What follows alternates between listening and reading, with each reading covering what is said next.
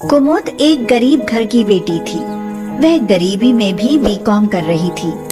मनीष ने उसे पहली बार कॉलेज में देखा। वह उसे देखता ही रह गया। उसने सोचा कि कितनी सुंदर लड़की है। अगर इसकी शादी उससे हो जाए तो उसकी किस्मत ही बदल जाए। एक दिन मनीष उसका पीछा करता हुआ उसके घर पहुंच गया। उसने देखा कि कुमुद तो बहुत गरीब है। घर में 2 चारपाई, कुछ बर्तन और कपड़ों के सिवाय कुछ भी नहीं है। कुमुद के पिता सुखबीर ने मनीष को झांकते हुए देखा तो पूछा, कौन हो साहब? मनीष बोला, क्या ये आपकी बेटी है? हाँ, मेरी ही बेटी है। कोई गलती हो गई उससे क्या? नहीं बाबूजी, कोई गलती नहीं हुई। दरअसल मैं आपकी बेटी का हाथ मांगने आया हूँ। मैं इनसे शादी करना चाहता हूँ। आइए आइए, बैठिए साहब। मगर मैं तो आपको जानता भी नहीं। जानता तो मैं भी आपको नहीं, बस एक बार इन्हें कॉलेज में देखा तभी ये मुझे पसंद आ गई। आज इनका पीछा करते हुए मैं आपसे बात करने आ गया। हम 2 भाई हैं, माँ बाप नहीं है।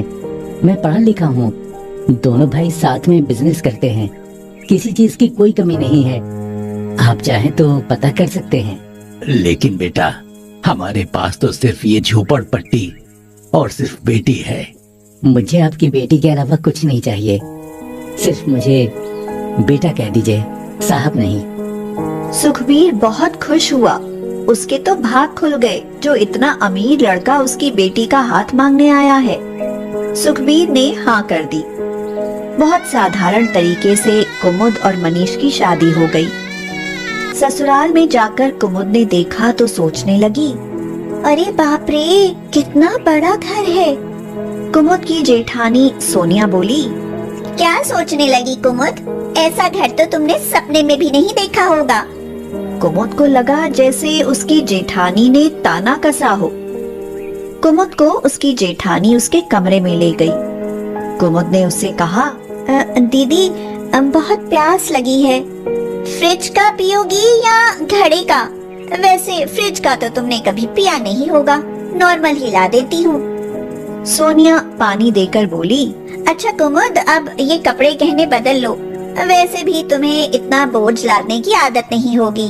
मनीष ने कुमुद से कहा, कुमुद, भाभी बहुत बड़े घर की बेटी है और पिताजी मरने से पहले सब कुछ बड़े भैया के नाम करके चले गए, इसलिए भाभी को थोड़ा घमंड भी है। लेकिन तुम उनकी किसी बात को दिल पर मत लेना। कोई भी बात हो तो मुझे बताना। ठीक है, लेकिन इस कमरे में इतनी ठंड क्यों है? मुझे सर्दी लग रही है। शायद तुम नहीं जानती होगी, इस कमरे में एसी लगा है। एसी? मैंने तो कभी सोचा भी नहीं था कि मुझे ससुराल में एसी लगा हुआ मिलेगा।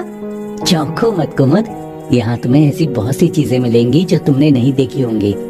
मैं तुम्हें वो सब सुख दूंगा जिनसे तुम वंचित रही हो। सुबह उठकर कुमुद ने अपने मायके की साड़ी पहन ली। सोनिया गुस्से में बोली, ये तुम्हारा झोपड़पट्टी वाला मायका नहीं है। ये क्या पहना है तुमने? कोई क्या कहेगा? हम बड़े लोग हैं, यहाँ ऐसे कपड़े पहनोगी? मैं दूसरी साड़ी लाती हूँ। सोनिया कुमुद के कमरे में गई तो एसी चला हुआ था।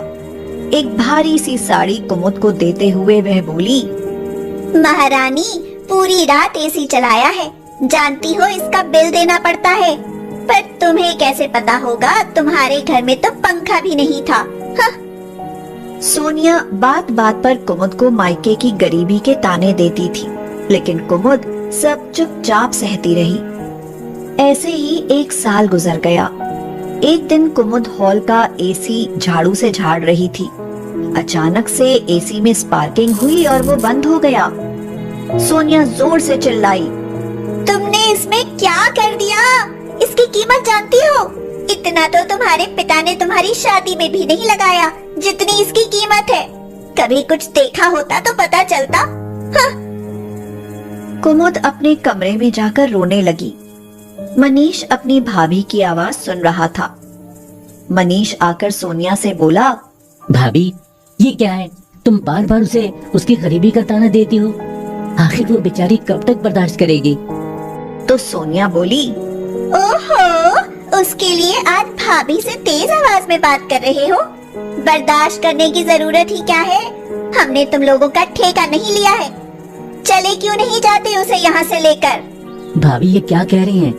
और भैया आप भी चुप सुन रहे हैं? तेरी भाभी सही कह रही है मनीष, रोज रोज के झगड़े से अलग होना ही बेहतर है। जाओ, लेकिन यहाँ से कुछ नहीं मिलेगा। बाप की 1 लाख की संपत्ति को करोड़ों में बदला है इन्होंने। दिन रात मेहनत की है। जाओ और जो करना है अपने बलबूते पर करो। मनीष दुखी हुआ। आज तक उसने जो भी कमाया सब भैया भाभी के हाथ में सौंप दिया था। आज उसके पास कुछ नहीं था। कुमुद परेशान होकर मनीष से बोली, अब हम कहाँ जाएंगे? कुमुद मेरे पास कुछ नहीं है। भाभी ने वो देखो तुम्हारा बैग भी पैक करके बाहर रख दिया है। चलो मनीष, जब तक कोई इंतजाम नहीं होता आप मेरे घर चलो। कुमुद मनीष के साथ अपने घर आ गई। बहुत गर्मी थी। मनीष पसीने में तरबतर था।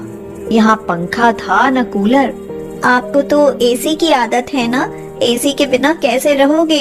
कुमुद मैं तो रह लूंगा, लेकिन ये देखो तुम्हारे माथे पर भी पसीना है। कुमुद हाथ के पंखे से हवा करने लगी। मनीष उसे प्यार से बोला, रहने दो कुमुद, तुम थक जाओगी। सच बहुत बड़ी बात है बिना एसी के रहना। मैं जल्दी ही कुछ इंतजाम करता हूँ। अगले दिन बाहर से आकर सुखबीर ने कुमुद को लिफाफा दिया।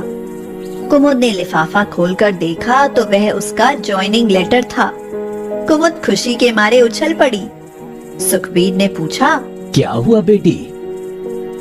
तो कुमुद ने कहा, पापा, मेरा बैंक मैनेजर की पोस्ट के लिए जॉइनिंग लेटर आ गया।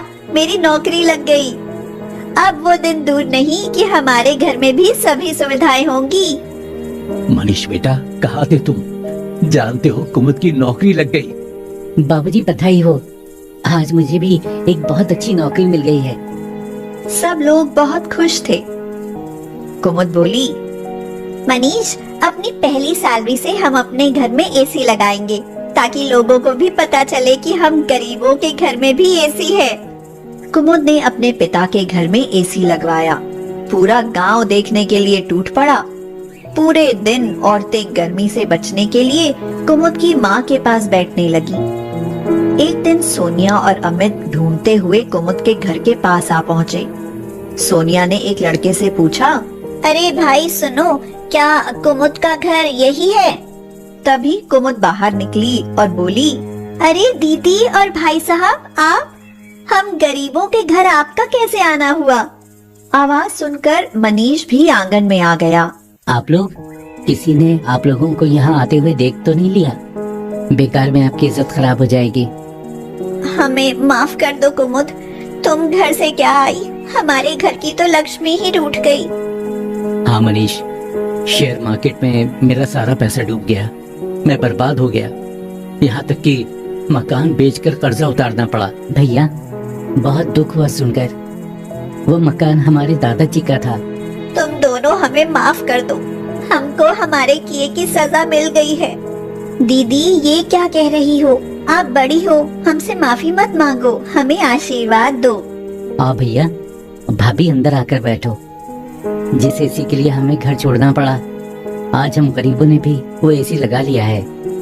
हम लोग बहुत खुश हैं। जब तक आपकी कहीं व्यवस्था ना हो, आप हमारे साथ रहो। सोनिया और अमित रोने लगे।